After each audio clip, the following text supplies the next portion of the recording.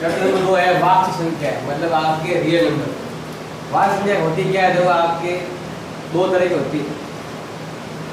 एक तो है आपके परिमेय संख्या और एक है आपके अपरिमेय संख्या। अब ये याद रखना है, जब परिमेय किसे कहते हैं? जिसे P बटा Q के रूप में लिख सकते हैं, जहाँ P का मान क्या होना चाहिए? 0 नहीं होना, यहाँ 0 नहीं होना, इस पर 0 आ सकता है। P का मान 0 हो सकता है लेकिन Q का मान 0 नहीं होना चाहिए। अब परिमेय किसे कहते हैं? तो आप 3-4 तरह की, जैसे मान लो एक तो है अंडररूट, कोई संख्या है कोई भी, इसका अंडररूट नहीं निकल रहा है, वो संख्या क्या होती है? आपके अपरिमेय। दूसरी कौन सी होती है? आपके अशांत भी है और अनावर्ती भी है। अशांत मतलब लंबी जाएगी प्रक्रिया, और अनावर्ती मतलब वापस रिपीट नहीं होना, वापस नहीं आ रहा नंबर। जैसे मान लो कोई नंबर है, ये आ रहा है 10, फिर आ रहा है 100, फिर आ रहा है 1000, कोई नंबर वापस रिपीट नहीं हो रहा है। मतलब अगर 10 आ रहा है उसके बाद 10 नहीं आ रहा है, 100 आ रहा है, उसके बाद क्या आ रहा है? 1000 आ रहा है।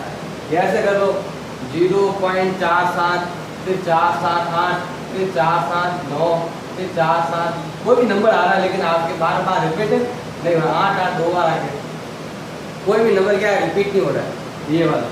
तीसरी होती है आपकी कौन सी? ये पाई। पाई का मान भी आपके अशांति रहता है और अनावर्ती। 22 बटा 7 वो अलग है, वो इसलिए लेते हैं जब पाई का मान होता है 3.141, आगे कुछ नंबर है, और 22 बटा 7 का भी जो मान होता है वो होता है 3.1428557, उसका नंबर कुछ अलग है।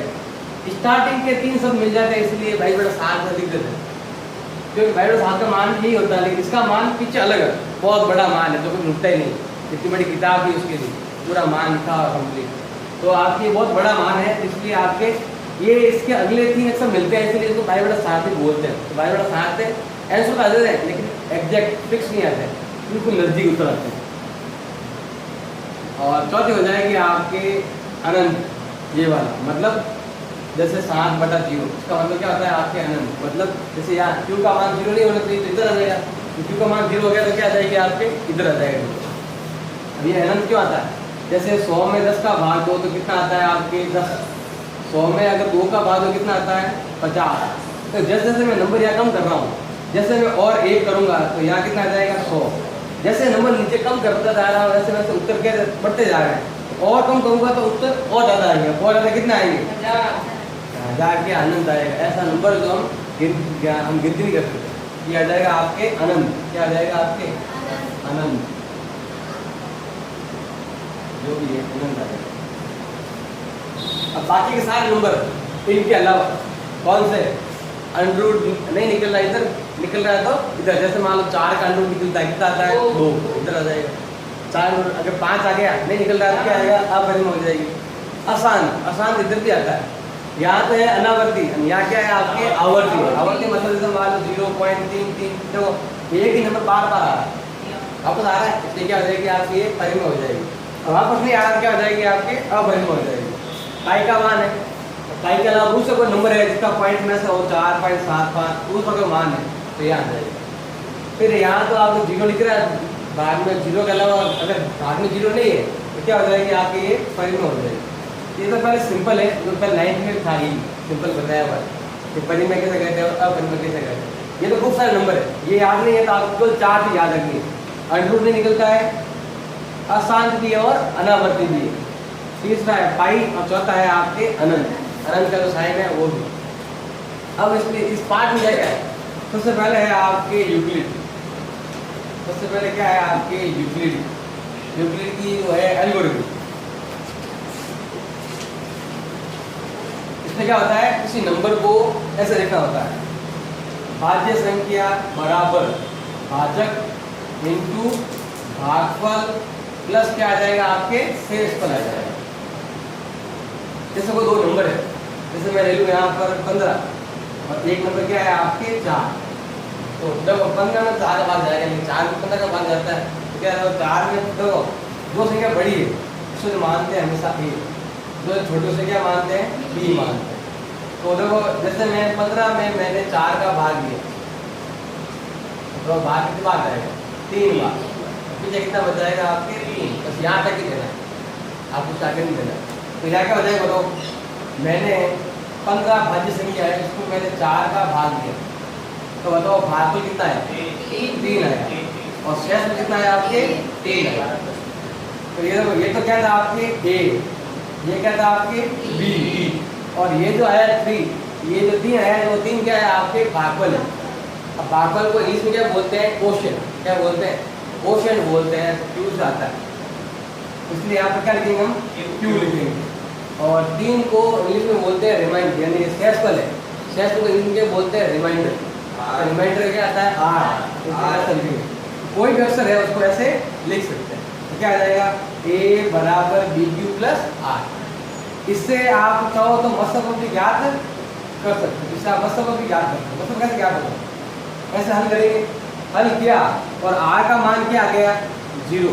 तो जब तक नहीं होता ना तब तक और आगे भाग करते रहेंगे, आगे भाग करेंगे और दोस्तों बताऊंगा बाद में कैसे आगे भाग करना है। भाग करने के बाद अगर R का मान क्या आ जाए आपके 0, तो बताओ मतलब कहाँ होगा, मतलब होगा यहाँ 0 है, उत्तर होगा आपके ये वाला, कौन सा B।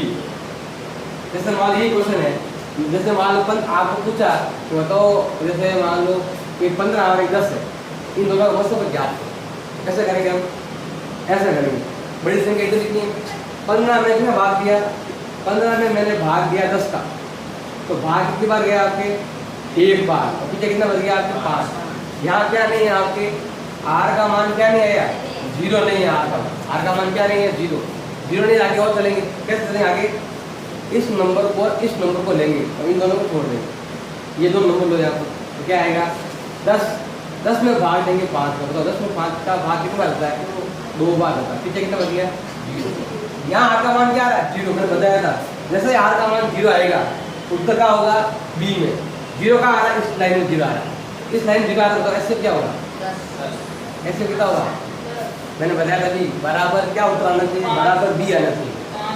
तो 0 यहाँ पर है तो बराबर B में कौन सा नंबर है 5 है, उत्तर क्या आएगा आपके 5 आएगा।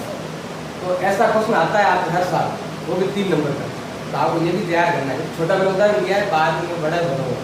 ये तो इसमें ये है आप यूक्लिड में कैसे लिखते हैं, ये मैंने बताया हुआ है कैसे लिखते हैं। दूसरा है इसमें मसब है, पहले चैप्टर में आपकी यही स्टार्टिंग।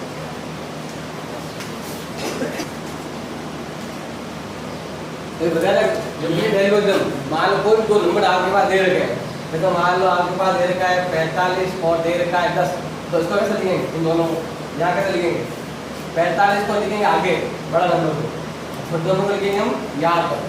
10 में बदल कर बाकी करता है आपके भाग जाता है आपके 4 बार, तो कितना बच गया आपके 5।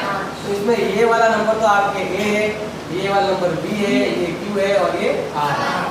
अब अगर आपको लिखना है, कोई कह दे कि बताओ कि सम संख्या क्या हो, हमें क्या बतानी है सम संख्या, इसे कहते हैं सम संख्या, जिसमें 2 का भाग पूरा जाता है, पीछे कितना बनता है आपके 0, 2 बार 2 इसमें क्या बनता है देखो आपके 0 बनता है, 2 का भाग। जैसे मान लो 10 में मैं 2 का भाग दूंगा तो पीछे कितना बचेगा आपके 5, पूरा जा रहा है, तो 10 क्या है सम संख्या, 12 तो क्या है सम संख्या।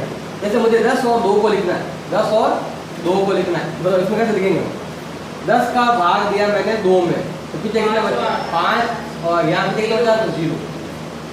अगर यहाँ नंबर कितना है, अगर आपके 12 है तो भाग कितनी बार जाएगा 6 बार, अगर 14 है तो भाग कितनी बार जाएगा 5 बार।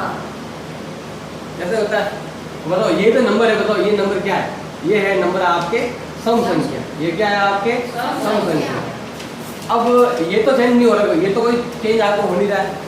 अब ये वाला नंबर है 7 भी आ सकता है, 6 भी आ सकता है, 5 भी आ सकता है, कुछ भी आ सकता है। तो Q का मान, तो ये जो है वो क्या है आपके Q का मान, तो पीछे क्या देगा आपके 0 चाहे लिखो चाहे 0 मत लिखो। इसका मतलब क्या हुआ, सम संख्या को हम ऐसे लिख सकते हैं, 2Q के रूप में हम लिख सकते हैं कि जो भी संख्या है वो 2Q मतलब 2 में पूरा भाग आपके जाता है। इसका मतलब यही है, जैसे यहाँ 14 है तो यहाँ हो गया 2 × 7, यहाँ अगर आपके 18 है तो ये हो गया 2 × 9, ये अगर आपकी 20 है तो हो जाएगा 2 × 10।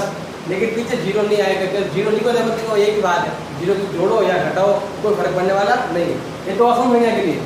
अगर संख्या क्या आ जाए आपके विषम, तो बताओ विषम किसे बोलते हैं? जिसमें 2 का भाग पूरा पूरा जाता है। कितने का बच जाता है? 1 बच जाता है। जैसे 7 में मैंने 2 का भाग दिया, तो 7 में मैंने कितना भाग दिया? 2 का, तो भाग कितनी बार गया? 3 बार, तो कितना बच गया आपके? 1। अगर यहाँ मैं लिखूँ 9, तो भाग कितनी बार जाएगा? 4 बार। ये तो क्या है आपके? A, ये 2 का 2 है, और ये क्या है आपके? Q है। कितने क्या बच गया आपके? प्लस का 1। अगर आपसे कहीं विषम संख्या क्या है? ये है विषम संख्या, 2Q प्लस 1। सम के बारे में कहें तो क्या लिखेंगे हम? 2Q लिखेंगे। 2Q लिख दो, 2M लिख दो, 2N लिख दो, 2 कुछ भी लिख दो पीछे। मतलब मैंने Q लिखा है, आप तो 2M का यूज कर लो, 2K का यूज कर लो, 2A का यूज कर लो। सब संख्या ऐसी जिसको 2 का भाग पूरा हो जाता है, लेकिन पीछे आपके 0 आ सकता है। 0 तो क्या है? लिखो चाहे मत लिखो, लेकिन इसको ऐसे लिख सकते हैं। सम को लिखेंगे ऐसे, और इसको कैसे लिखेंगे हम? 2Q प्लस 1 या 2N प्लस 1 या फिर 2M प्लस 1, कुछ भी नाम मतलब मर्जी आए, कोई भी नाम लिख सकते हो। और जब इसके अंदर आपके कोई भी लगातार 2 नंबर है, जैसे बताओ लगातार नंबर कितना होता है? 1 है 5 और ये कितना है आपके? 6। तो इनका गुणा करने पर उत्तर क्या आता है? 30 आया। ये क्या है? देखो कोई भी नंबर है, गुणा करने पर 30 आ रहा है लगातार, और 30 कैसा? सम है, विषम है? सम है, तो सम आ रहा है। अब मैं लेता हूँ, जैसे मान लो 9 और 10 ले लिया, अब कितना आ रहा है? ये भी क्या है? सम। अगर पहले 10 ले लूँ, आगे 11 ले लूँ, तो भी 110 सम आ रहा है। इसका मतलब क्या हुआ? ये तो माना कि ये n है, माना कि ये क्या है? n है, तो ये नंबर क्या है? n से 1 ज़्यादा। ये 10 है, ये कितना है? 11। बताओ ये अगर आपके 10 है, तो ये नंबर कितना है? 10 से 1 ज़्यादा है। तो ये अगर n माना हमने, तो ये क्या हो जाएगा? n plus 1। उत्तर आएगा, वो कैसा उत्तर आएगा आपके? सम। लगातार 2 संख्याओं को गुणा करने पर उत्तर हमेशा कितना आता है आपके? सम आता है। ये ध्यान रखना है, लगातार 2 संख्याओं को गुणा करने पर, ये n है, n प्लस 1 मतलब ये ज़्यादा है, तो हमेशा उत्तर सम आएगा। सम संख्या को ऐसे लिखते हैं, विषम को आप ऐसे लिखते हैं, पीछे क्या आना चाहिए? 1 आना चाहिए। 2Q प्लस 1 या 2N प्लस 1 या आपके 2X प्लस 1 या 2Y प्लस 1, चाहे 2Z प्लस 1, कुछ भी लिखो, ऐसा नंबर लिखोगे तो आएगा विषम। और केवल आप ऐसे 2K लिखो, 2A लिखो, 2Q लिखो, क्या आएगा आपके? सम आएगा। लगातार 2 नंबर को मल्टीप्लाई करने पर क्या आता है आपके? सम आता है।